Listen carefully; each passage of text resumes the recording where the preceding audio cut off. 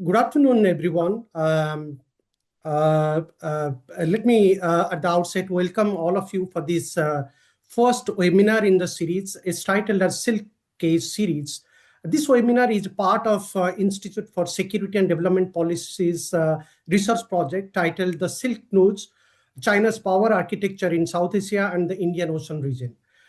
This research project is a part of the Stockholm Center for South Asian and Indo-Pacific Affairs research project. And through this research project, we plan to actually analyze and investigate China's expanding strategic influence and strategic inroads in the South Asian regions and Indian Ocean regions. This region is also, this research project is also looking at China's influence operations through the Belt and Road initiatives, which is expanding from time to time, particularly in the South Asian regions and having a strong linkages to Indian Ocean regions. As all of us, we know that almost more than a decade back, Xi Jinping introduced Belt and Road initiatives. Since then, a lot has been talked about Belt and Road initiatives. And most recently, over the last few years, Xi Jinping proposed 3 initiatives, which are known in the Chinese public discourse as global public goods. Those 3 initiatives are well known. It is known as global development initiatives, global security initiatives, global civilizational initiatives. Now, we will be discussing in this webinar these 3 security, development, and civilizational initiatives in the context of South Asia and China's strategic inroads to Indian Ocean regions. Now, here the question comes that if we have a close look about all of these initiatives, particularly to the global development initiatives increasingly talking about infrastructure building, connectivity, and development cooperations. Similarly, if we talk about global security initiatives, it is talking about a lot of issues about which is very closely linked with indivisible security, regime stability, and also it strongly comes as a warning from the Chinese that don't interfere in our internal affairs. So there is an opposition to external interventions. If we talk about global civilizational initiatives, there is a stress from the Chinese side about the normative discourse. There is a stress about sovereignty, cultural pluralism, but at the same time, they also talk about an alternative model of global governance. So we will be discussing some of these issues. And the broad question is that to what extent some of these initiatives or connectivities are actually linked with China's influence operation strategy. Whether we should see all of these initiatives as a cooperative model, or we should see it as an instrument to coercion making in the regions. And also to what extent these are developmental initiatives, or actually they are an instrument of making the countries being dependent on China. In order to discuss some of these issues, we have an excellent set of experts on the subject. To start with, we have Dr. Angela Stangl. She is actually a senior associate in the Asia Research Division at the German Institute for International and Security Affairs in Berlin. Angela is actually covering China for more than 1.5 decades. She has written extensively on China, Pakistan, and China's foreign policy in the South Asian and Greater Indian Ocean regions. Then we have Mr. John S. Van Noorderen. John is a research analyst at Blue Path Labs, specializing in Chinese foreign and security affairs. John was actually in charge of the China Brief as an editor, which is a flagship publication of Jamestown Foundation. And John is very active in the social media and the LinkedIn, covering the China's domestic affairs and how is it linked with China's decision-making and foreign policy making at a bigger level. Then we have Dr. Chiayi Zhao. She is a senior researcher at the Stockholm International Peace Research Institute. Chiayi is actually focusing a lot about sustainable development and great power cooperation, and she has written a lot of issues, particularly about China's developmental plannings and linking it with China's foreign policy and power politics. We have a senior sinologist from Japan, that is Professor Masayuki Masuda. He is the head of China division at the National Institute for Defense Studies in Tokyo. Professor Masuda actually joined NIDS in April 2003, and since then he is following China very closely and working on China's domestic as well as foreign policy issues. Last but not least, we have also Dr. Scott in Romaniuk. Scott is a senior research fellow at the Center for Contemporary Asia Studies at the Coronavirus Institute for Advanced Studies and the Institute of Global Studies at the Coronavirus University of Budapest. He's based in Budapest, and also he's a senior researcher at the Africa Research Institute at the Óbuda University in Hungary. So welcome to all of you for this first webinar in the series, what we call the Silk Case series on China's strategic inroads making in South Asia and in Indian Ocean regions. I'll start with you, Angela. Again, thank you very much for joining. We have read some of your writings. How do you really see all these three initiatives in the context of South Asia? As I mentioned earlier, developmental initiative is more linked with infrastructure, connectivity, and development cooperation. Then security initiatives is more about region stability. And the civilization initiatives is more about the Chinese alternative governance model. How do you really see the Chinese actually seeing these concepts in their context in the South Asian domain, and how they are employing the agencies, the Chinese institutions, Chinese agencies to influence their foreign policy and their security planning in the regions? Over to you, Angela. Thank you so much, Jagannath, also for inviting me. And I will use these first introductory remarks to make three brief points. My first point is that these frameworks that you mentioned, the global initiatives, have actually been very long in the making. And these frameworks include, in particular, the intersection to South Asia. That doesn't mean, in my view, that China has had a decades-long grand strategy to arrive exactly where it is today. There has been a lot of testing and adapting to what works and what doesn't. But broadly speaking, China has been planning for a long time to establish networks in the region, in Asia overall, but South Asia, particularly between the regions as well, Europe and Asia, Asia and Africa, etc. And these networks were to serve China's commercial, but also geopolitical and security interests. I think it was around 2 decades ago when it was called the String of Pearls, which focused in particular on establishing a maritime infrastructure network in the Indian Ocean region. And it was India in particular, but also others, of course, such as like the US, that worried that the String of Pearls was designed to encircle India and enhance China's influence. And I think you mentioned that I worked quite a while on Pakistan, so forgive me for mentioning this, but of course it was in particular China's investment in the Pakistani port of Gwadar that was seen as a way for Beijing not only to invest in a commercial infrastructure port, but actually a deep sea port that could serve China as a military base. So then China would have the option to project power and become a security actor in the Indian Ocean via its longtime friend and de facto ally, Pakistan.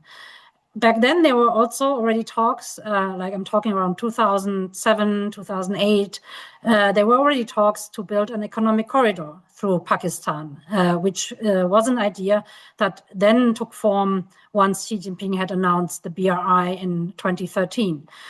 My second point is that the BRI, or with the BRI, China then actually created a very powerful counter-narrative for the String of Pearls. It was now we know it was a kind of genius brand name for all of China's activities in South Asia, but also elsewhere. And this brand name enable China to invest more than ever in infrastructure, including port investments. Some, of course, already took place before the BRI announcement, but it really kicked off with China's or Xi Jinping's BRI project. It was there to access more markets, to export China's overcapacities, then to build on these partnerships to go further towards political and security relations. And of course, the BRI also gave China the opportunity to test what works and what doesn't. Now we have these global initiatives frameworks. Since last year, there are actually 4: development, security, civilization, and governance. And there may be more to come.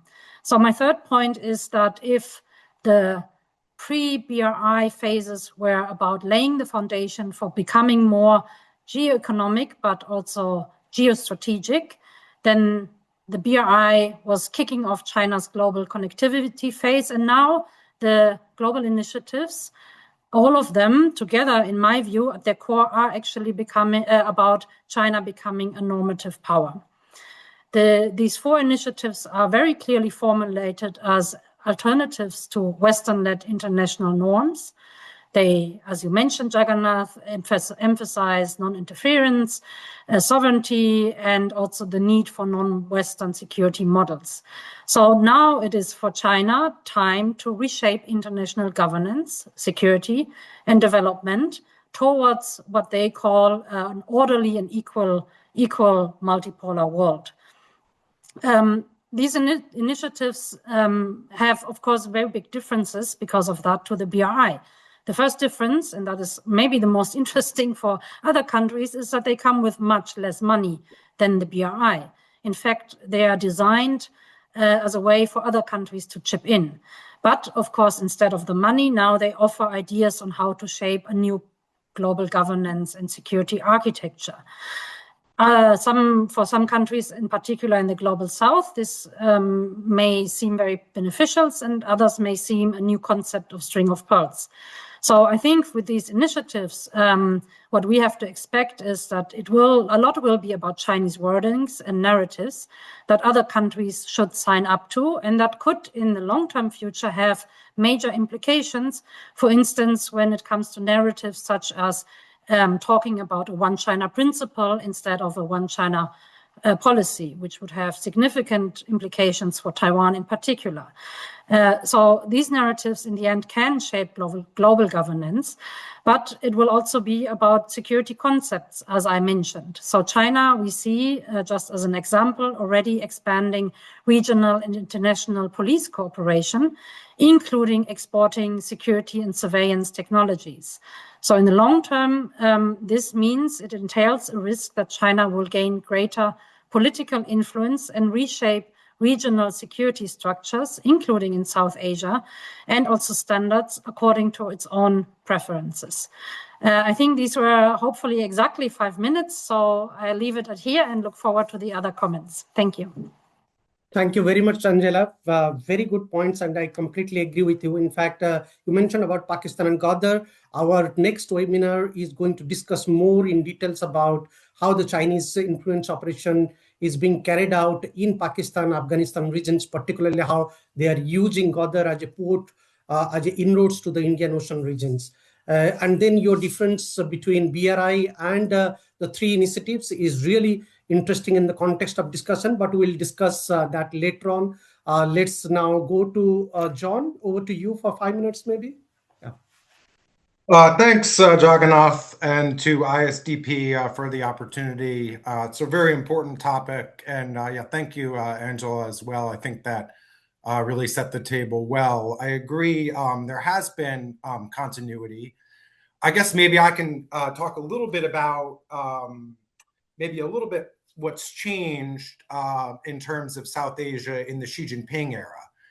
And I think it's sort of the springboard to a more globalized Chinese foreign policy that ultimately results in what we're talking about here, which is China making an unabashed case for global leadership. And I think there's 3 elements I want to talk about how South Asia epitomizes that shift. The first is an emphasis on diplomacy with the periphery. And this includes not only East Asia, but all of China's periphery, right? And the Belt and Road Initiative provides a sort of unity to that, rather than sort of than before.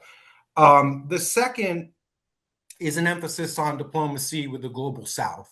China buys into the narrative, as I think do most of the countries in South Asia, that power is shifting inevitably. There may be fits and starts, but from the global north to the south. And China wants to be on the right side of that trend. They want to be seen as part of the global south, not something in between. And the third would be a willingness to directly compete with the United States for global leadership.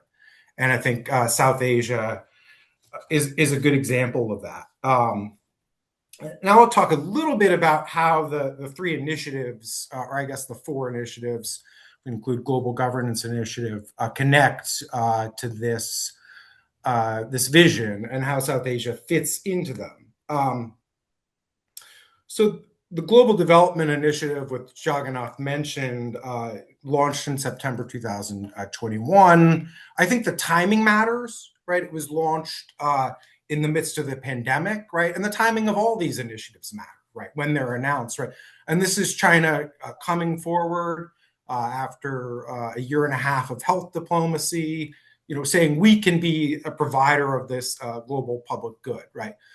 Now, this initiative, it's building on BRI, it's building on China's focus on development. So I think in Washington, it wasn't seen as particularly earth-shattering.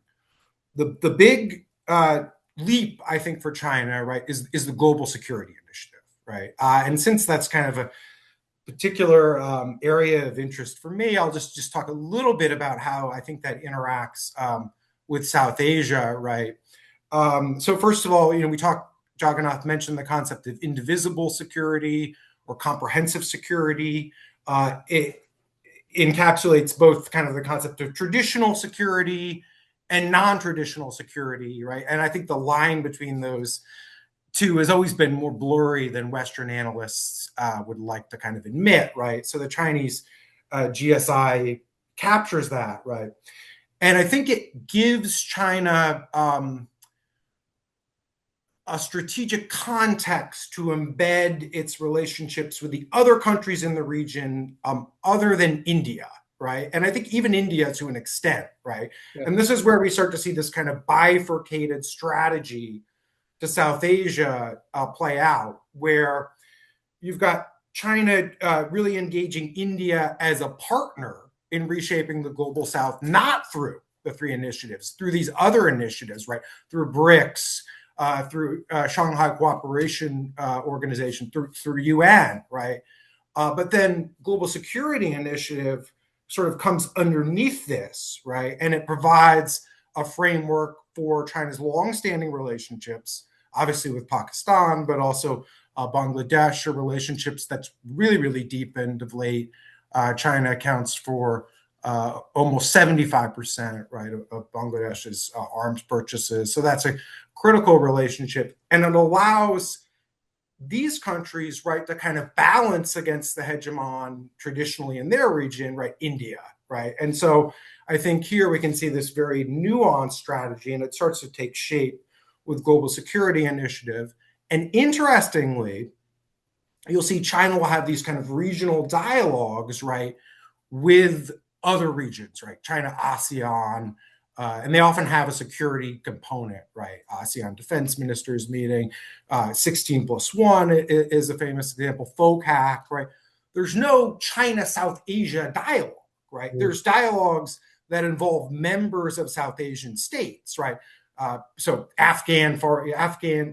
neighboring countries of Afghanistan, foreign ministers meeting is a great example. Actually, I don't think that actually involves India, right? So you can see how China is kind of taking this more fragmented approach to the region that suits its strategic interests, both with India, where there's been real progress in improving the relationship over the last couple of years. Obviously, there's real tensions and real issues between China and India and the other countries in the region. So could go on a lot about this, but I think we'll get more into it in the discussion. And then the last part I will say is the Global Civilization Initiative. I really enjoyed your piece, recent piece, Jagannath, connecting Global Civilization Initiative and CPAC. And I think the timing of this one is very important as well. It's coming out in March 2023, right? So the Biden administration is still in office, right? This is a year into the Ukraine war. We've just had the spy balloon situation in the United States. And interestingly, it parallels kind of this burst of polemics from the foreign ministry against US hegemony, right? So this is something that China's consistent about.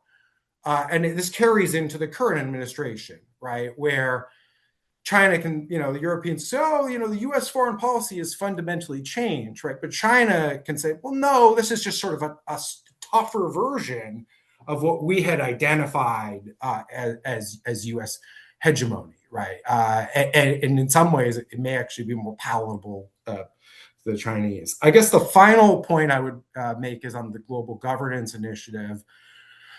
And just the timing of that, I think, is significant as well, right? It comes out in 2025, right, as China is really trying to play up the contrast between itself and the United States, right? And it's the first one of the global initiatives to come out in the Trump administration. I don't think that's coincidental, right? And I think all of these things, in South Asia, there's a tendency this is my last point here, is kind of in Washington, but I think in other Western capitals, to kind of score keep, right? And say, oh, this contract fell through, or, this, and it kind of to fit all this stuff in a narrative, right? But if we look at the trend lines over time, right, is the influence of China or is the influence of the US or the West increasing across South Asia? And I think if we look over the last, quarter century, well, the answer is very clear. It's only going in one direction. So anyway, I'll leave it there, and I look forward to hearing what everyone else has to say. Thank you, John. I think these are really interesting points, and I do agree with your point that, if we try to see more from a holistic point of view, this is really an interesting point that there is no official dialogue mechanism between China and South Asia.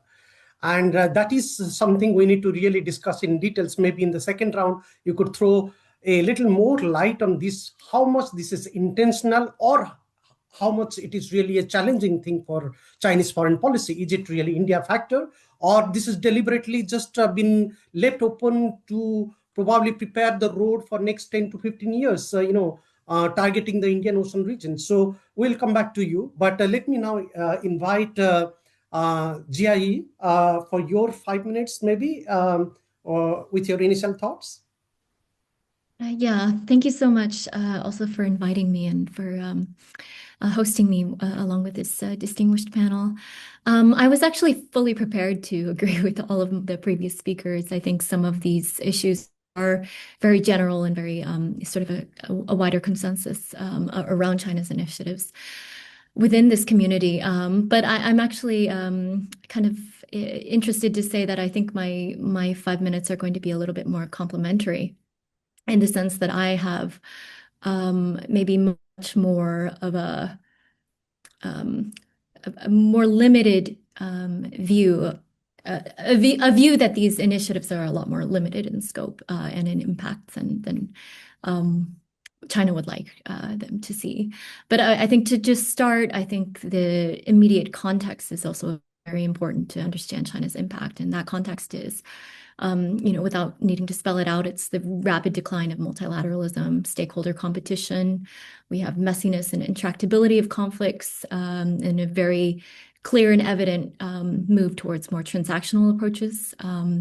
We have Board of Peace versus UN Security Council. We have strategic developmental and commercial initiatives versus the UN SDGs. So there's a general kind of lack of structured and universal frameworks. And sort of the spoiler to what I will say in the next couple minutes is just that it's not likely that China is going to provide that structured and universalist framework for everyone. And I would say rather it's initiatives, all three, four of them, five if you want to include the BRI. These are part and parcel of just a much more diversified and pluralistic developmental, security, and also normative landscape that we're all currently facing. I would address also the normative dimension, which is I would actually take kind of a little bit of a counterpoint to the idea that there is really deep, meaningful ideological nuance and innovation in any of these documents. I think these documents provide some semantic, linguistic, and diplomatic reference points, talking points, let's say. But in terms of ideology, in terms of norms, I don't think these documents and what they say make possible any concrete actions that would not be possible without them. I think they reference a lot of the bare common denominators that everyone agrees with, and in that sense also does not require any hard choices from signatories or people who countries that voice support or some level of acknowledgement of these initiatives. The things that come under the umbrella of these documents, including the things that China lists within the documents as proof of concept. A lot of these are bilateral kind of activities, discretionary kinds of support, regional forums that they've already been engaged in for a very long time. So in that sense, I do agree with Angela that these have been building for a long time and are now able to be referenced to some extent in a more cohesive way. But if you do go backwards also to what China does versus what it's able to sort of cohesively encapsulate in a narrative, when we talk about the BRI, which is really a good starting point for China's very much more robust foreign policy, the narrative dimension of China's foreign economic policy. I mean, that really began as two kind of separate regional initiatives in Southeast Asia and Central Asia, and then was kind of packaged together basically to provide some level of cohesion for an already existing going out initiative around China's sort of foreign overseas investment. And at the time in 2013, that actually really made not a lot of splash in the West. It took a couple of years before for Western countries started to take note of it and sort of see it as a strategic challenge and threat. If you look at GSI and this global security initiative, actually, if you look at the details there as well, and you compare it back to China's new security concept, which they launched in the late 1990s, sort of fleshed out a little bit more in the early 2000s, a lot of it is the same stuff. You have some references to sort of anti-hegemony, non-unilateralism, multipolarity, types of common security that also reference non-traditional security threats. Same ideas, but at the time it made no splash. So, I mean, what is the difference now? Obviously, the difference is that today China has obviously the status and the capacity, the reach, sort of the economic clout, as well as some degree of hard power to really for everybody to sit up and take notice. But these documents remain incredibly vague. There is quite a lot of room to interpret, which also means that there's quite a lot of room to project interpretations and misinterpretations, I think, of what these initiatives mean. I think what Angela mentioned in terms of the amount of money that is being put in and backing these things, I think that's quite telling as well. When you look at, for example, GDI and the Global Development Initiative, a couple billion here in that fund, a group of friends here in the UN, but some forums, some reports, but nothing truly innovative, and again, nothing that really requires hard choices from any of the partners. I would say the same with GSI. China is still not a substantial sort of military actor and power projector and security provider. Some of the things that they've listed in the GSI document in terms of accomplishments or proof of concept are not that, sort of not that indicative of a superpower or a global power in regards to security governance. Norway, over the past 20, 30 years, has signed twice the amount of peace agreements that China has, if not more. But that we don't really talk about that. But China can point to sort of assistance in the Iran-Saudi Arabia deal as a sort of a real new breaking point. So I would say that in this sense, questions of the reach, of the impact, in the sense of who signed up for and who didn't sign up for it. I don't think that these are necessarily the right metrics to understand how much impact it's going to have. I don't know if I've already gone over 5 minutes. I have a couple more points, but we can get to that later. Yeah. Yeah, no, thank you. Those are excellent points. And I think your point about, it is necessary to understand the context. There is a decline of multilateralism and the lack of universal framework. In that context, all of these three initiatives has to be studied and contextualized in the broader context of Southeast and Indian Ocean. We'll come back to those issues in details, but now let me take the opportunity to invite Masa-san. Over to you for 5 minutes. Okay, thank you. Thank you, Jagannath. Thank you for inviting me to the wonderful webinars. Actually, I'm not an expert on South Asia. I generally working on that research and the study on the China's great power rivalry policy and the strategy, with a particular focus on China relations with the United States and Russia and the other big powers. I completely agree with that John's comment about timing is important. In the year of 2021, Xi Jinping raised the idea of the Global Development Initiative and the Global Civilization Initiative.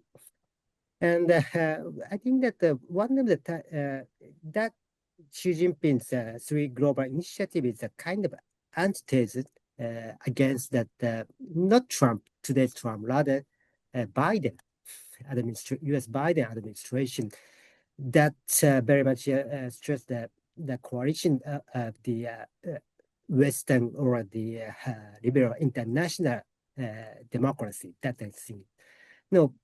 If you look at that global civilization initiative, Xi Jinping and Chinese authorities stress the importance of the humanity or something like that, and that kind of discourse it's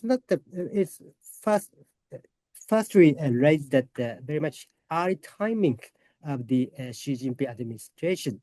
Xi Jinping led the idea of the universal value, or the not Western style, rather each developing country has got its own agenda of the development and the values and the norms, that kind of thing. In the year Xi Jinping led that kind of idea in the year 2014. But in the years 2014 and 15, Chinese media does not necessarily pay much attention to that kind of Xi Jinping's comments and discourse.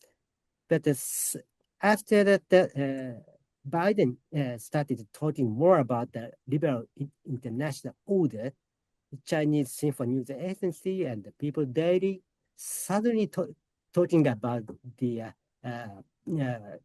Xi Jinping's former initial argument about that what's the anti-Western type of the value. So I think that the timing is very much important in this regard.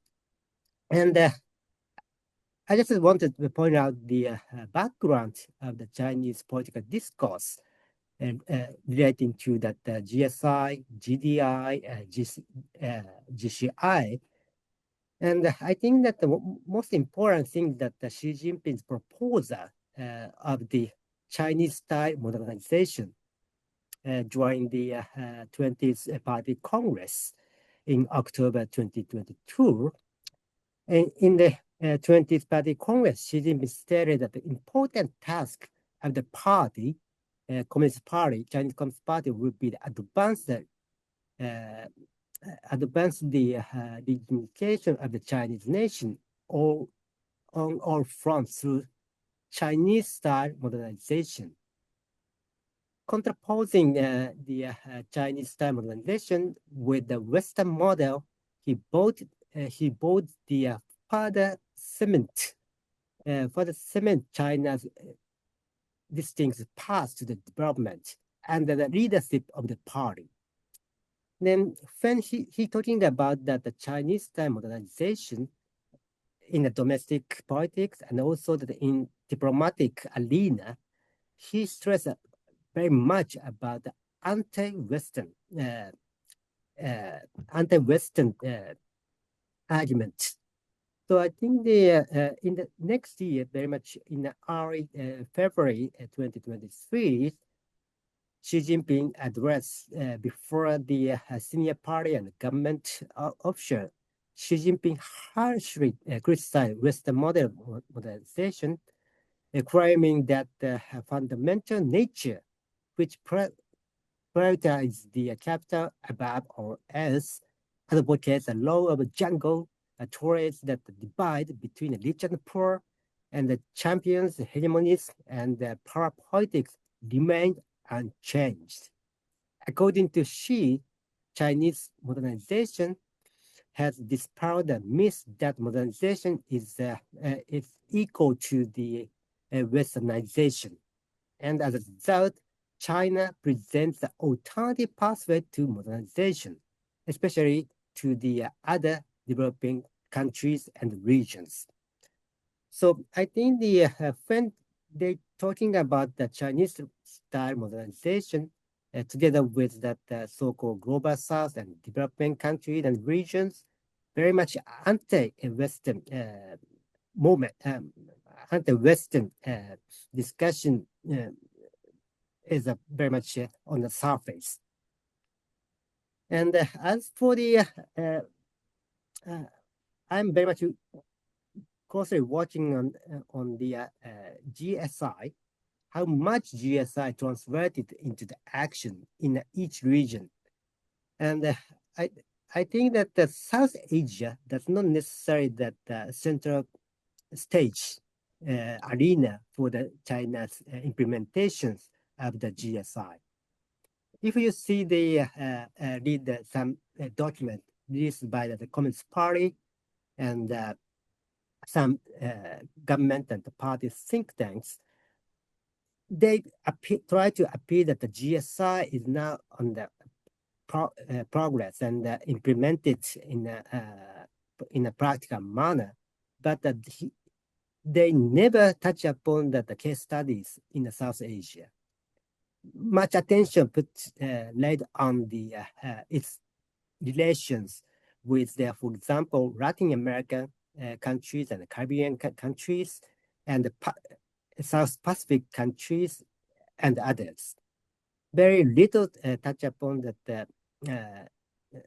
Very little document touch upon the case in South Asia. So China is now trying to find out some kind of the more practical, try to advocate practical cooperation in South Asia. But in my mind, it's quite difficult for Beijing to find out that the good venue to implement the GSI in the South Asia countries, especially with the because of that China's potential competition against India and also the Indian-Pakistan relations and others. So I think that in this regard, South Asia is not the central case for the China's GSI.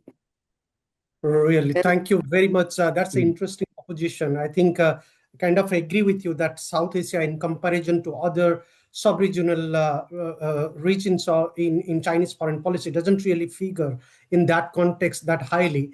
But one important point in your speech is about the media narrative that you talked about, which is a critical variable in China's discourse-making strategy. We'll come back, probably discuss that a little further.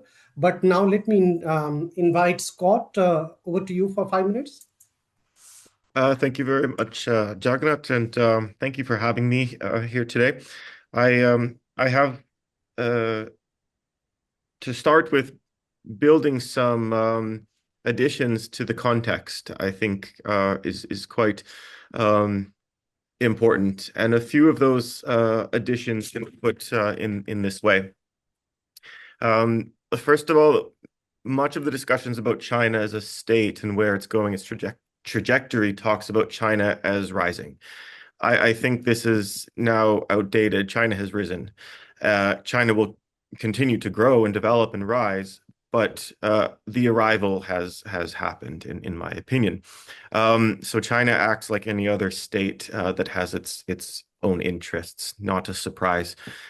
China also, it should be mentioned, has a history of invasion. Historians usually cite something around 15 to 25 or 30 major invasions by powers, which have left a deep scar. So talking about ontological security is very much important when we're talking about the state of China. Another contextual point to mention is that with the multipolarity of the bipolarity rather of the 20th century Cold War, multipolarity and bipolarity, and the unipolarity of the post-Cold War period, in my opinion, it needs to be highlighted that these are exceptions to world history, not the norm. And here's China wanting to also be part of the multipolar system, rightfully so. Another point to mention is China's geography, as the famous saying is, geography is destiny. And China does not have the same geography as the United States, with these wonderful ocean shields to both sides and a military weak and friendly country to the north, etc. And as I mentioned, all states have strategic interests. They just differ, and they're also predicated on the composition of the state, how that state is made up. For example, China and India have the largest world population, or populations in the world. These are pros, but these are also huge liabilities in some regards too. And another contextual point to mention is that when we're referencing documents, many documents, strategic state documents, are intentionally vague around the world. And this is not a surprise. It's to increase flexibility of the application, and this is very important when we're talking about GSI, especially if we relate it to something like the old R2P norm, which as much as GSI can be criticized for potential of subversion or surveillance or promotion of authoritarian this or that, R2P carried also its inherent danger points, very much championed by the West.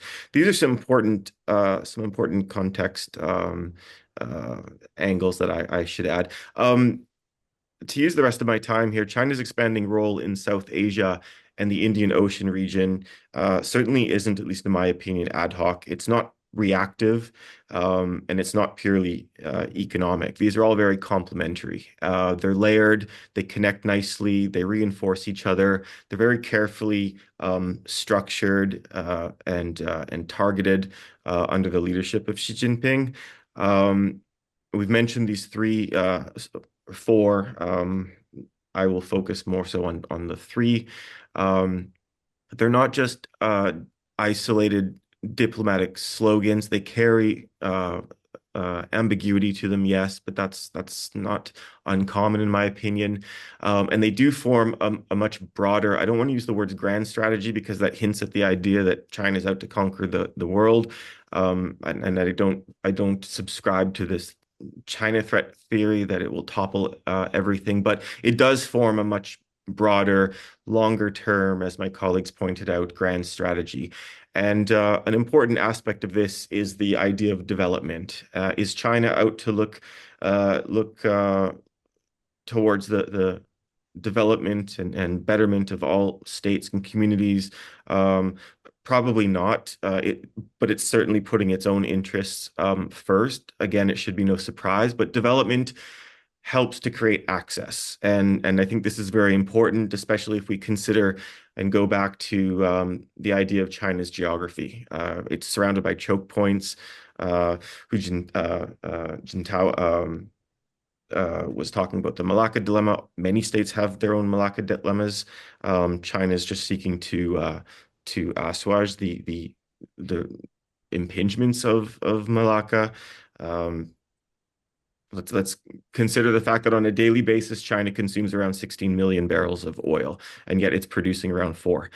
So this is a major problem, and that's just considering the daily operations of the state. So sort of like a caloric intake of the human.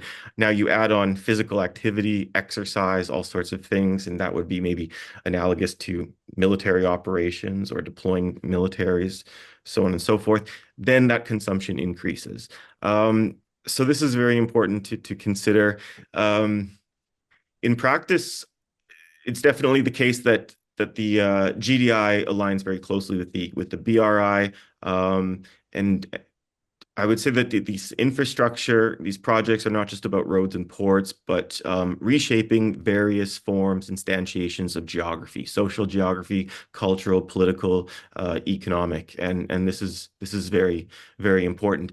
Going back to geography and choke points, the CPEC, the corridor, is very important for helping to diversify China's access. It has a wonderful coastline, but that's also surrounded by island chains and choke points. And so here's an important opportunity or need for China to bridge its western border closer with access to the sea, so it helps relieve its reliance on the Malacca Strait and its dependence on that being always secure and not obstructed by any issue or anything. In Sri Lanka, the long-term lease of Hobantota Port is very important. This is no accident and not it's not a clumsy decision to invest in a port at this point. It gives China a very important logistical foothold in the Indian Ocean, not just any ocean, but a very, very unique ocean in the world, linking two spheres of where we live on this planet. Bangladesh, Nepal, Maldives all deepen economic dependence, but connect with the idea that China wants to create some sort of political goodwill. What state doesn't want to create this idea of political goodwill? So all of these projects and many more that aren't mentioned are framed as commercial. They possess dual use purposes and potential. As my colleague here mentioned, that while Godar can be used for supply, it's also deep water, which aligns with China's interest to develop a blue water navy and expand in those areas. GDI is embedding China structurally into a broader maritime landscape. It's complemented by the GSI, which its own communication is that it promotes sovereignty, non-interference, and opposition, bloc politics, etc. It's implicitly challenging U.S.-led alliance systems in the Indo-Pacific AUKUS, the Quad, using the language of "let's steer away from Cold War politics, Cold War mentality." Again, it's as pointed out, it's already quite vague. But at the same time, China's expanding its defense engagement with different countries. Sri Lanka, Bangladesh, many states expand their defense cooperations in this case, or in this manner. On the maritime front, China's anti-piracy patrols in the Gulf of Aden serve an important purpose for the interest of its lifelines and its development of overseas bases in Djibouti mark its transition from a continental power to a blue water naval actor in the making. This also serves its interest, particularly when we consider the impact that Houthi attacks have had in destabilizing critical choke points, Bab el-Mandeb Strait, Suez, that can have reverberating effects across the globe and economic markets, etc. Again, these are all I think they should be very understandable, logical interests and initiatives for a state, particularly for a state the size of China. And turning to the GSI, this promotes, as was mentioned, respect for, at least from its own communication, a respect for diverse civilizations, and rejects this idea of a universalism from the Western side. Again, leaning back to the context that I wanted to expand on, which is bipolarity and unipolarity are an exception to what we've seen in world history. So this is also quite understandable, in my opinion. All of these initiatives are coming together and coalescing, in my opinion, to help produce a larger narrative, to reframe China not as an external hegemon, but as a fellow civilizational partner. And they're doing so by helping or attempting to reinforce principles of sovereignty and non-interference. Now, not to sound to China or Chinese government sympathetic, but one needs to point out and add another piece of context that China has an untested military. No single soldier or general in the past generations have seen any full-scale invasion. Of course, I'm not dismissing border skirmishes and fights, but this is also something that needs to be mentioned. Let's sum up here with China's growing presence. When we take a step back and consider all of this, there is, however, a trajectory, a pattern. GDI secures economic footholds. That's fine. GSI institutionalizes security engagements, albeit in a very broad and ambiguous way, and GSI legitimizes the broader scope of the project. And I think these things come together to form an umbrella for all of these interests. I'm sure we'll talk more about the specifics. Yeah. Thank you very much. Thank you, Scott, for that excellent overview. I do agree with your point about the geography that you mentioned, that China doesn't necessarily have that geographical advantage like the United States of America.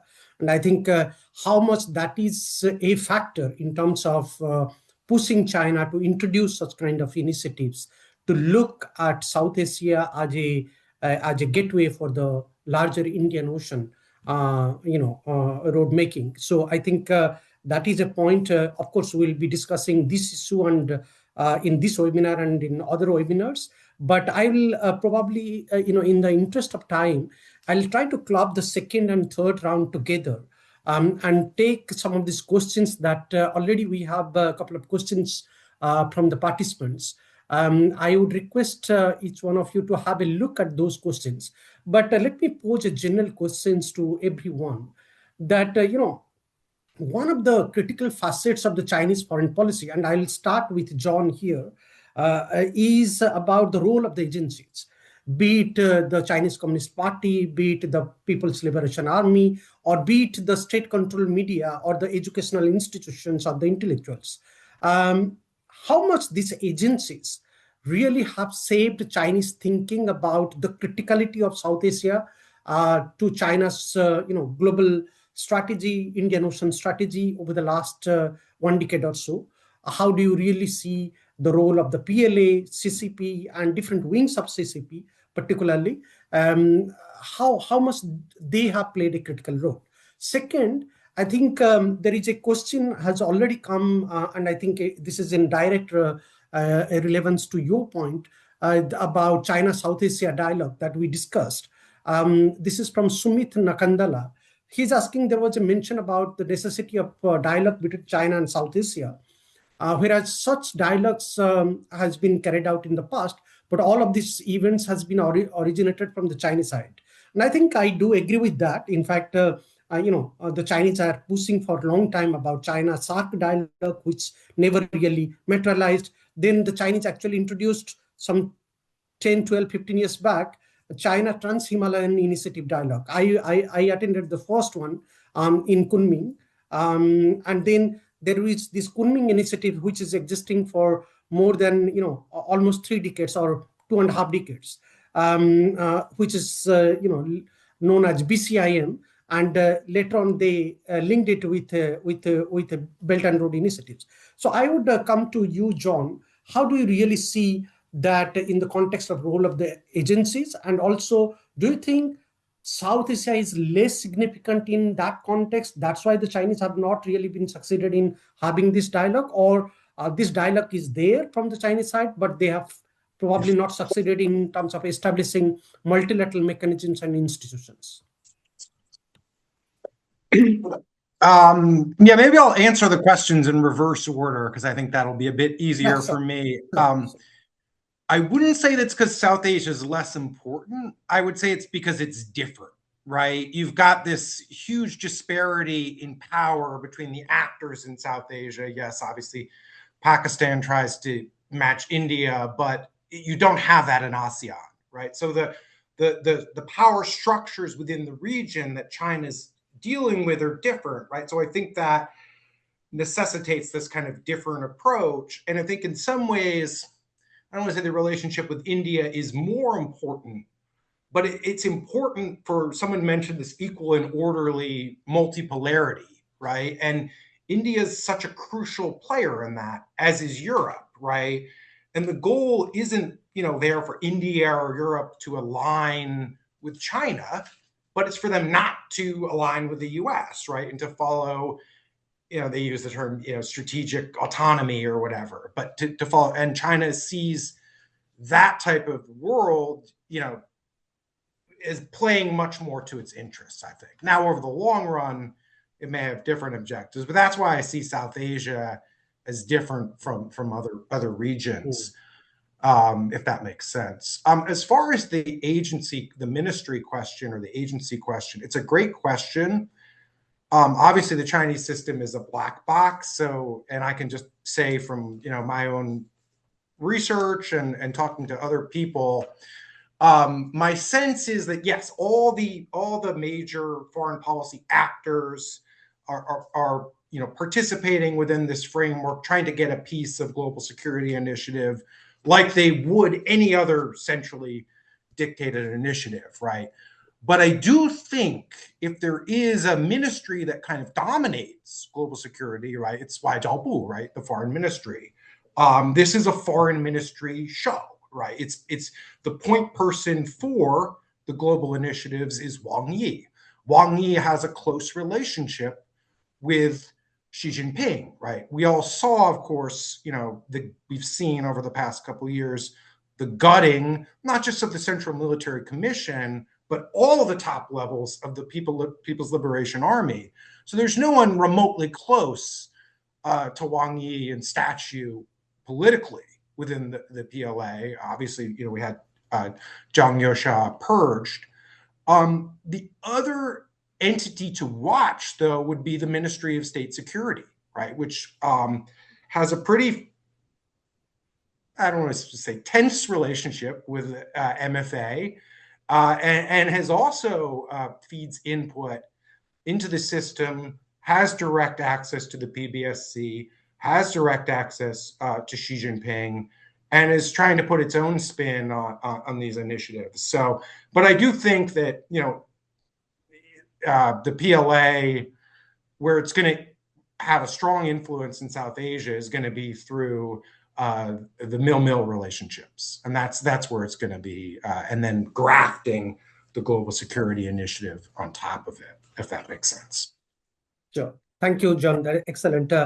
Angela, you would like to comment on, you have followed so closely about China-Pakistan, how the agencies in China have really shaped China-Pakistan relationship over the years. Of course, in the next webinar, we are going to discuss about it more in details. But in the context of South Asia, how do you really see that these agencies really play a critical role in shaping China's foreign policy goals? Yeah, thank you. And also very interesting remarks from the other speakers.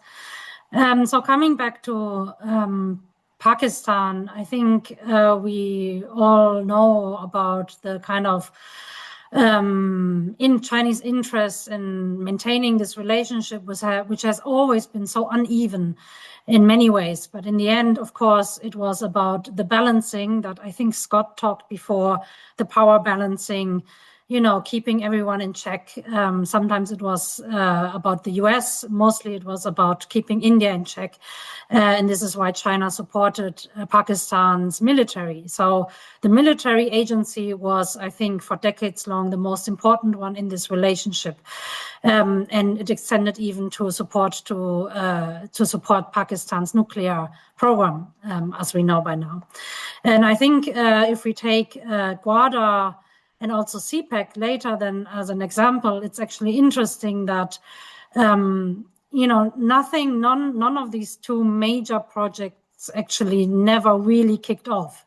I mean, they are useful and there are stuff happening, but, I think we all read until today about the problems that China is facing when investing in Pakistan, especially when it comes to such a big project. There's corruption, but in particular, there's a security issue that even though Pakistan is so dependent on China and actually needs that investment, Pakistan has never been able to solve, not even for the best friend, China. So for China to have this actually was also, or is until today, a really big headache, and has always been very, very difficult to make it profitable. But nevertheless, China stuck to it and actually announced with the BRI investment for Pakistan's CPEC, the largest single investment, at least back then. Which I think is quite telling. For China, Pakistan has been a geostrategic interest, full stop. It was never so much about economy. The economy interest came with 2007 with the FTA. That was the first time that China actually was remotely interested in doing anything really seriously economically. And that was the time they first talked about an economic corridor. But of course, for China, and this is why I think first it was the military, maybe also later the MFA, the state security ministries, but never so much the economic ministry as an agency being involved in China-Pakistan relations. Pakistan is perfectly embedded now, I think, in this kind of what China wants to see, a China-centric network in South Asia to reduce the dependencies on the US-dominated maritime order. And the previous speakers have already laid that out. So I think this is what, in my view, also makes the Pakistan case until today so unique, but also so interesting. Yeah, and I think the other issues have been mentioned, the advantage of reducing Malacca dilemma and so on and so forth. Yeah, no, thank you. Excellent point, Angela. There is an interesting question from our former intern of ISDP, Tristan Yang. Thanks, Tristan, for joining. This is particularly to Chiayi. He's asking that if China's new global initiatives are vague and not very distinct, do they actually shape its behavior in South Asia and the Indian Ocean, or mainly serve as rhetoric? Would you say the same regarding BRI? So maybe, Chiayi, you would like to comment on this question, and also try to, given your background, because you have focused more on developmental issues, on climate issues, how much the agencies have critically played a role in terms of shaping China's Belt and Road Initiative strategies in South Asia or in the immediate neighborhood, particularly in the Himalayan regions? If you could comment on those, that would be interesting. I'll try to answer satisfactorily, but I'm not a South Asia expert. Yeah, sure. But just to clarify also in terms of what I was mentioning earlier, it's not that what China is doing is in any way insignificant or non-strategic. I'm talking specifically about what the new value added of these documents are. But it's clear, obviously, if you look at Chinese engagement in the Indian Ocean region and in South Asia, that of course its military presence has increased, its economic, commercial presence has increased. And it's clear that what the initiatives altogether encapsulate is is this reality that China's commercial, diplomatic, geostrategic interests have started to come together in a way that is quite coherent and happening in tandem. And so that is a reality. That's not something that I had meant to deny in any way. The sort of question, I think the second question was around, you mean sort of diversity among Chinese actors? Is that correct? Agencies? Yes. So I think there's still a tendency to treat China as one cohesive entity. And I think it's certainly the case that is becoming the case. But I think in several elements of Chinese foreign policy, it's still the case that there is often friction, there's often competition, there's sort of tension sometimes between the interests of different agencies, of different actors.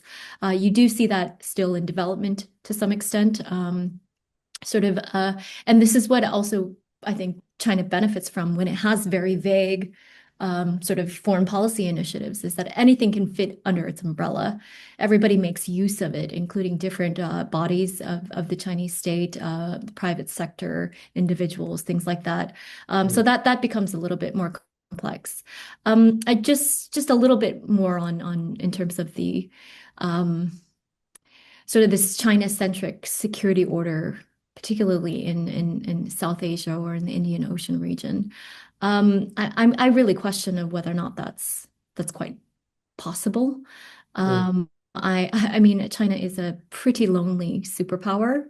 No meaningful alliance system, with a slight potential exception of Pakistan, which also, by the way, still does not have a military base on it. And I think in this sense, a lot of these Chinese initiatives, and of course, it's very strategic investments all around the place. Of course, it's creating a more conducive environment for China to achieve its interests. It's creating much more diversified sort of relationships and opportunities for China. But I think what's important is that this kind of maneuvering has been, as was mentioned by the last speaker, was this is very not only very common and very ordinary, but this is something that all actors, great powers and small powers alike, are pursuing. And I think in the Indian Ocean region, I think the diversity of actors in that space also creates, obviously there are areas where China has influenced its leverage, but I think India's own initiatives in this regard have created a counterpoint and have offered alternatives. Western initiatives have as well. And I think in this respect, I think it's not quite bad in terms of creating a market, a wider market for smaller states to actually shop around for security partnerships as well as commercial ones. That's oversimplifying things, of course, but I think that's also a point to consider. Right. No, thank you very much. I think these are really interesting points. I'll come to you, Scott, first, and then to Masa-san. Scott, there are a couple of comments about stringer pearls. There is a question that is the stringer pearl still a valid concept, or should we now view China's presence as a layered architecture of logistics and data hubs rather than a series of isolated naval bases? So, how do you really see this point in the context of China's foreign policy in the immediate neighborhood or in the Indian Ocean regions, and in the context of particularly these three initiative and global governance initiative? Thank you very much for this question. This raises an interesting point that puts a spotlight on, first, China's narrative around its interests in the region, and then the counter pushback narrative that this is a strategy designed to encircle India. It has nefarious objectives, and that it's going to contain its powerful neighbor or counterbalance against India. I think these are all fair points and useful discussion points, but I would rather take a look at it from a different angle, that for much of its modern history, China's been primarily a continental power, and facing a lot of various different threats and risks on the continent. Its strategic concerns were land-based mostly, that focused on its borders, territorial integrity. This is a concern for many countries, and internal stability, again, a concern for many countries. In the past 2 decades, in particular, that orientation has taken a considerable shift. And as the economy of China grows, and China itself has turned very different from the 1980s to now, it's a totally different country, became deeply dependent on global trade, imports of energy. I mentioned earlier the sheer consumption on a daily basis of oil from this country versus the amount it actually imports. Maritime security has moved inherently to the forefront of China's strategic thinking, and this is rightfully so. It has some deep and deeply embedded vulnerabilities, some liabilities to its state survivability. And this shift has been framed as I mentioned, encircling India, containing India. But I would rather emphasize taking a look at this as from the perspective of China looking out for its survivability. The Indian Ocean is always going to come to the forefront of the discussions about China's energy dependence, or China's imports of all sorts of commodities that it needs. As I mentioned earlier, the Indian Ocean is a very unique body of water connecting two different spheres of the world, and the critical sea lanes that pass through it cannot be understated. The number of critical choke points that are connected to or associated directly or slightly indirectly to the Indian Ocean are high. And so I think it's important that we should look at this not as the idea of a string of pearls or talking about expansion of string of pearls, but taking a look from China's own state-based survivability interests and needs. This is probably one of the most important angles to emphasize in addressing this question. Thank you. Sure. Thank you. Thank you, Scott. I think those are interesting points. Masa-san, I'll come to you about this question about Quad. There is a question about Quad, that will the Quad, US, India, Japan, and Australia provide a compelling alternative connectivity model that prioritizes transparency and depth sustainability over China's model? You have been following China's foreign policy from Japanese point of view, and Japan is a critical, partner in the Quad framework. How do you really see that? Of course, Quad had a different mandate. It was, it has a different composition altogether to look at specifically maybe towards the Indian Ocean regions. But do you think it is an alternative connectivity model it could provide to some of the China's models that we discussed in this webinar and elsewhere?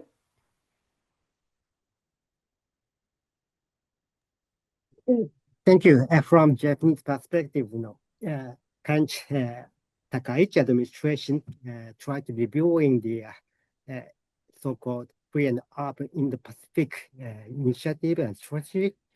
Right. And one of the important agenda is that how much they really introduce that agenda of the economic security, de-risking strategy. And together with the past Southeast Asian country, ASEAN countries, more coalition building in the field of economic security. They are one of the key points. They are us. Japan really want to avoid that over dependence on China about the rare earths, and of course that we are one of the Japanese scope targets is not only as ASEAN country but also some of the South Asian country, including Bangladesh, and also the India must be one of the target country from these perspectives.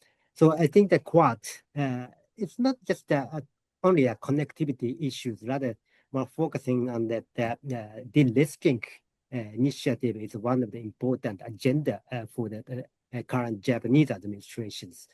So I think that that kind of trends, policy trend might be a little bit slightly the anti-Chinese initiative.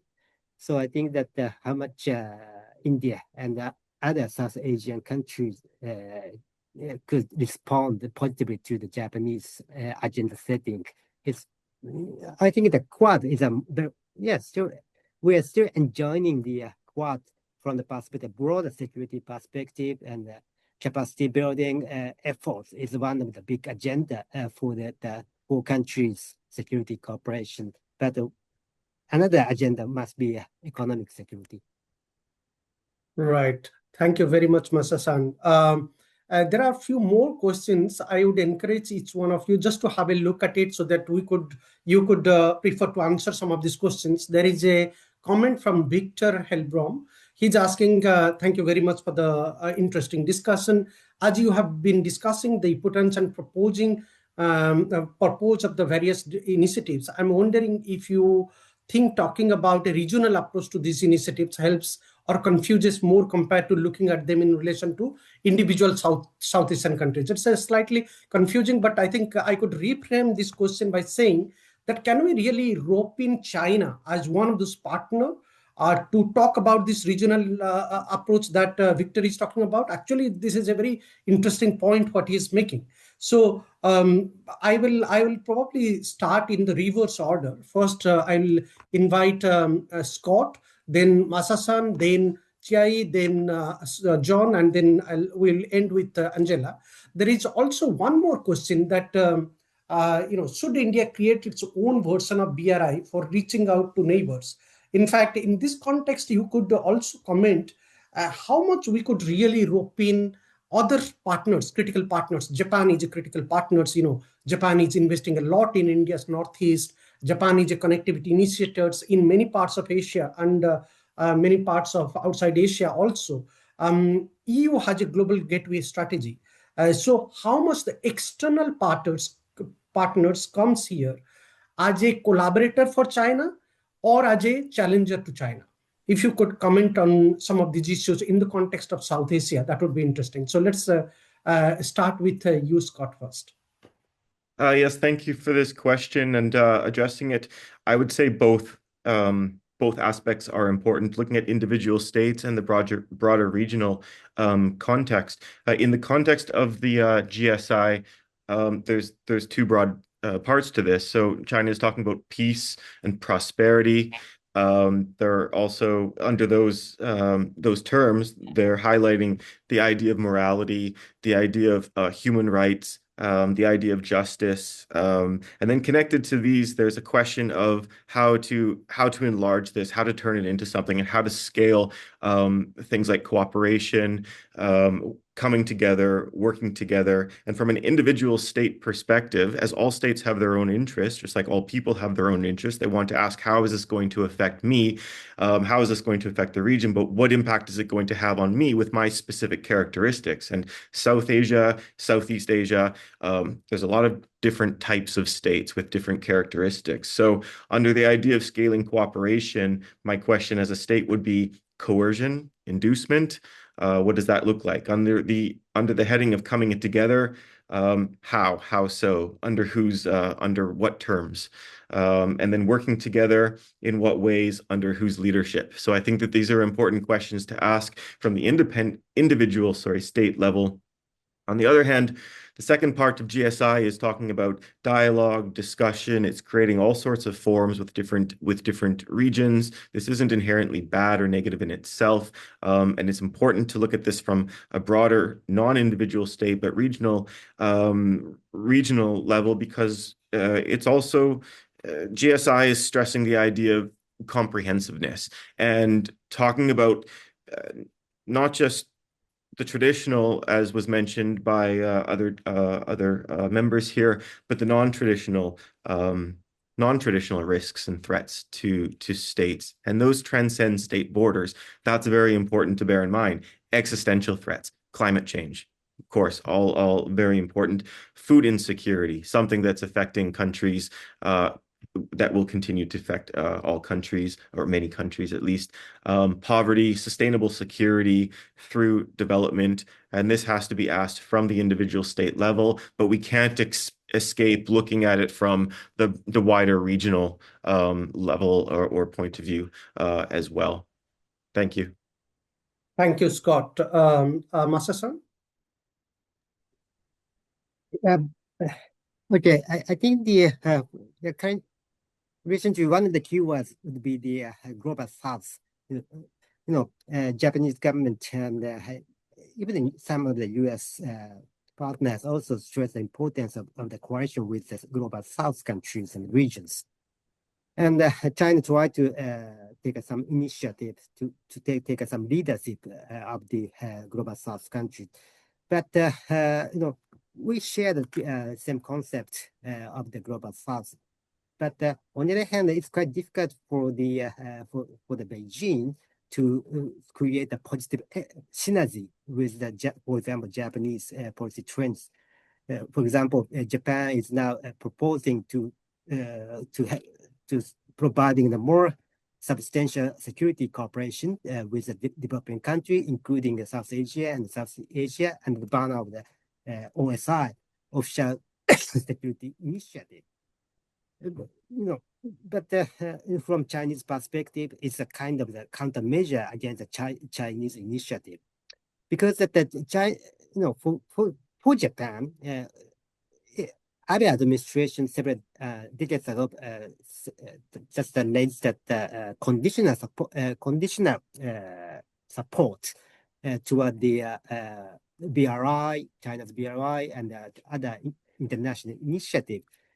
So I think that what is the condition for the Japan and some other Western countries to support the Chinese initiative is that one is the transparency, and the other thing is that China should stop their economic coercion. That kind of things is one of the big agenda for us. So I think that the Japanese and Western initiative, including the EU, European Unions, is from Beijing perspective, it's a countermeasure thing. So it's very much difficult for Xi Jinping and Beijing to create some positive synergy with that Western-led initiative. Sure. Thank you, Masa-san. Chiai? Yes, I might follow up with Masuda-san's points, and also maybe the last question around India and also other external partners initiatives. I think it's clear that many of these initiatives from external actors were initially implemented in the face of rising Chinese strategic engagement with various parts of the world, commercial and otherwise.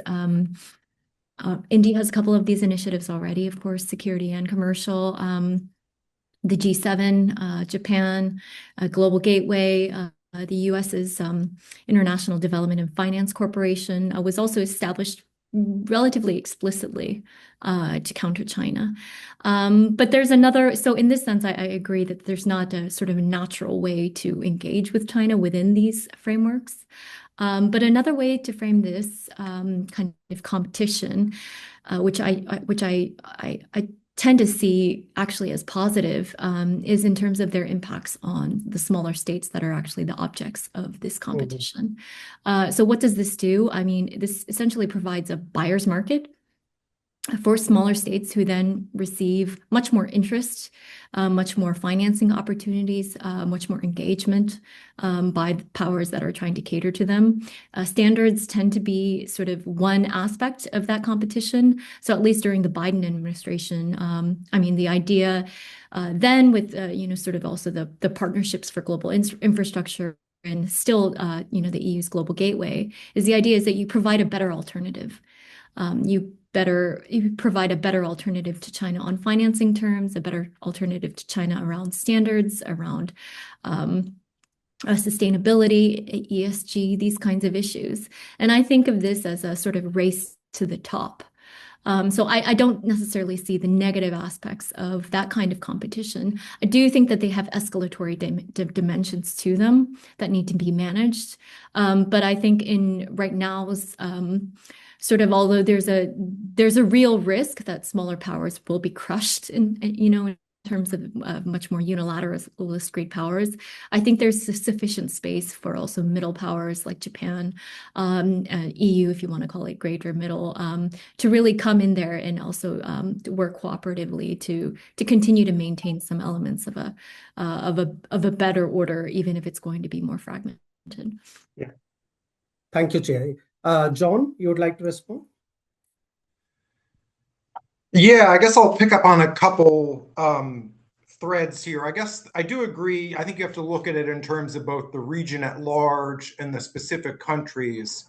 I do want to push back on this idea that Chinese leadership of the Indian Ocean region or the global South is impossible, or not impossible. I don't think, Jia, you said that, but is unlikely.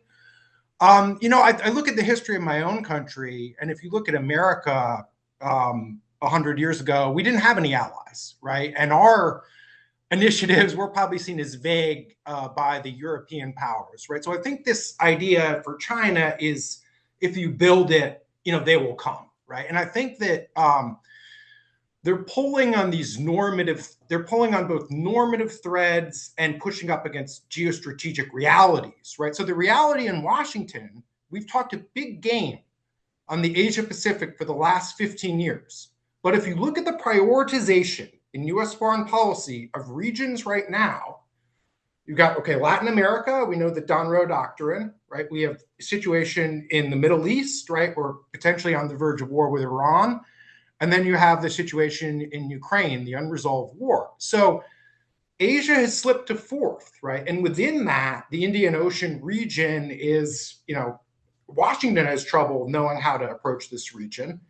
And, we've attached to the Pacific. So, really, it's kind of 4B, right? And so I think that unless the US can kind of regain its focus on the Asia Pacific region as kind of the fulcrum of geostrategy, then if not, I think China's going to be pushing on an open door, because the US will talk a lot, but then when push comes to shove, Asia will always be second or third fiddle.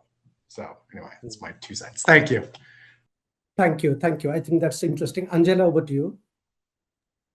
Thank you very much. Very good questions and an interesting discussion.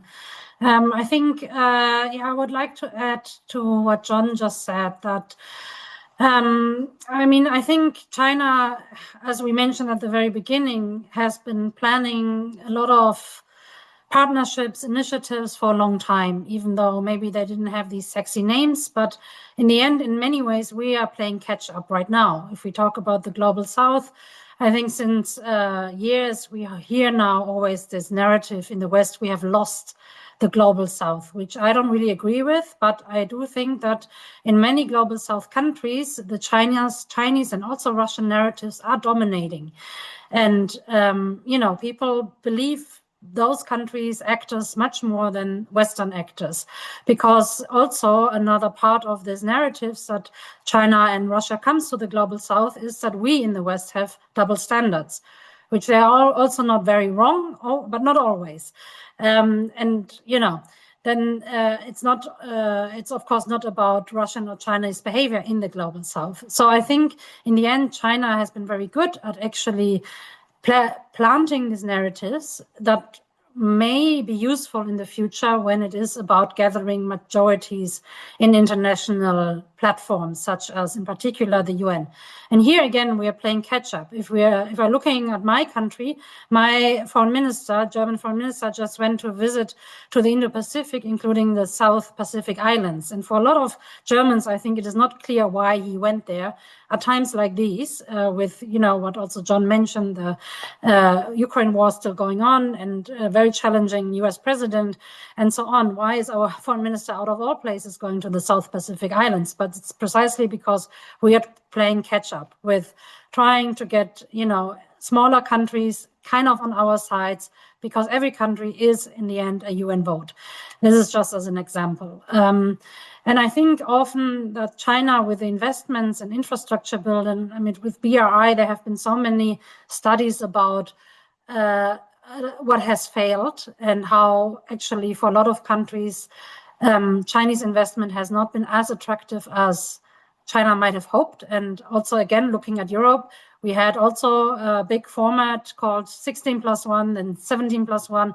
And now it's much less again because Eastern European countries realized actually there's not that much substantial money behind all the talk that they have entered with China. But on the other hand, for a lot of countries, I think Chinese investment is still attractive because it doesn't come with strings attached, with no standards, and all these things that, you know, we are trying now with Global Gateway to provide a more attractive alternative, but it's difficult, right? Because we are balancing between kind of a principled, but also pragmatic foreign policy and investment policy. And to find the right balance is for us quite challenging. It's not impossible. And I think we are seeing some success here and there.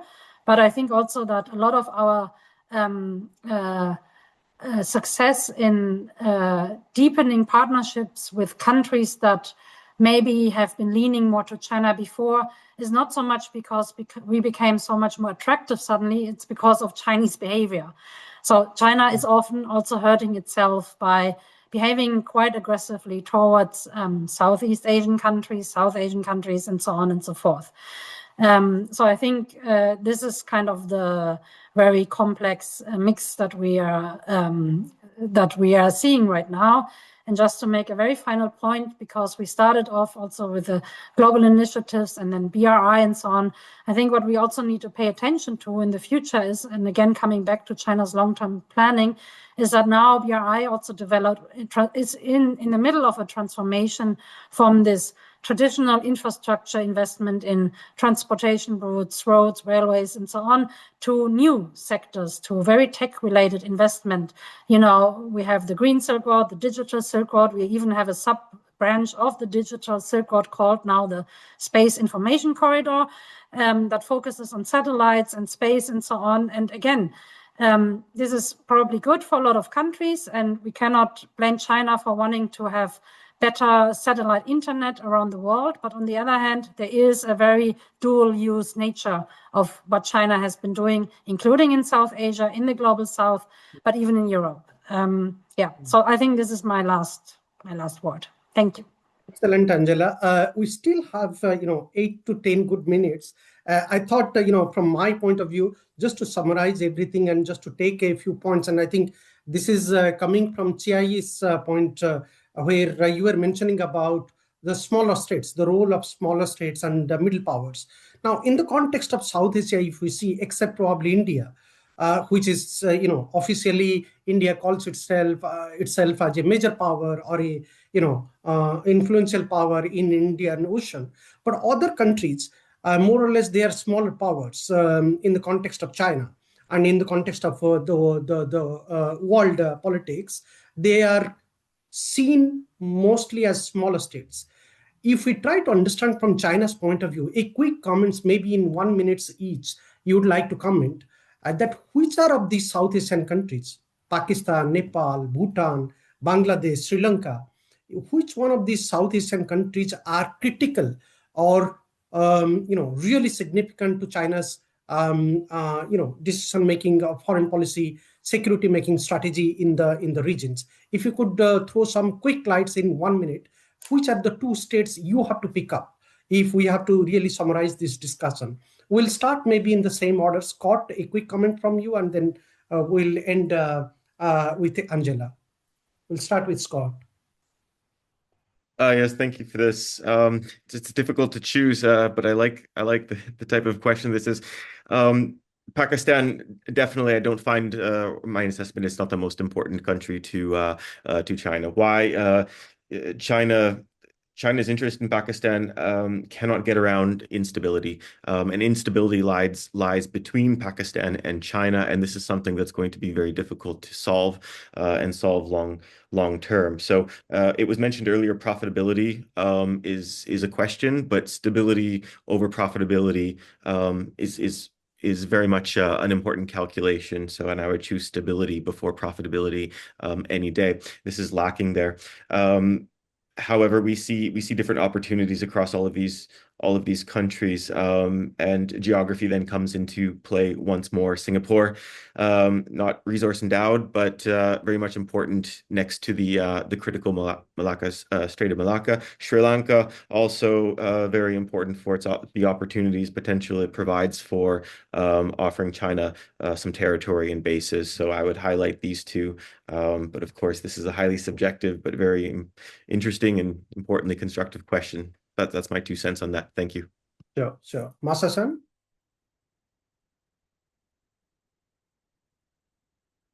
Masa-san, over to you. Masa-san, can you hear us? No. Chiayi, can you hear? If you could address this point. Please go on. Sure. I mean, I don't think that that's an exercise I necessarily want to engage with. I do think I might disagree that that problem states are not a priority. I think the more problematic a state can be for China, the more it does also become important to the country. And I mean, I think to the contrary to this idea of like great and small, 2 different points. One is that small actors, as Angela mentioned, still have votes in the UN. And I think in this sense, China caters to small states also as swing voters. That also raises their status, I think, in Chinese regards. But the second point is actually that I don't think the Chinese have themselves figured out how to categorize everything in a consistent way. In the domestic discourse, they talk about great powers, and great powers having sort of a understood status, an understood level, in terms of their security interests. In their GSI report, they talk about legitimate security interests, but whose interests are more legitimate than another's? There's a tendency, I think, to defer to greater powers, to Russia rather than Ukraine, to Chinese own interest rather than its neighbors with whom it's having territorial disputes. But these have not been worked out in Chinese foreign diplomacy and rhetoric, I think, in a consistent way. And I think that will be actually one of the challenges of the GSI, because I do think there are not only double standards in regard to the EU and the West in its approach to the global South, but also I think there are plenty of countries that have their issues with China who don't find GSI rhetoric credible. Interesting, Jay. Thank you. Masa-san? Thank you. My last comment is that, today we just talking about the global security development initiative, global initiative. If you just look at China's global initiative and strategy, you can easily find that kind of positive, narrative and stories that try to appeal to the developing countries and the global South country as a whole. But if you look at the Chinese operations in the Indo-Pacific region, particularly in East Asia, I think that it's a little bit difficult for me to find that the positive narratives of the China's diplomatic initiative or something. Rather, the China's discourse and the narratives in the Indo-Pacific, in the East Asia, is very much negative story oriented. China's security is highly threatened by the issue of the Taiwan issues, South China Sea issues, and the East China Sea issue as well. So China just stressed that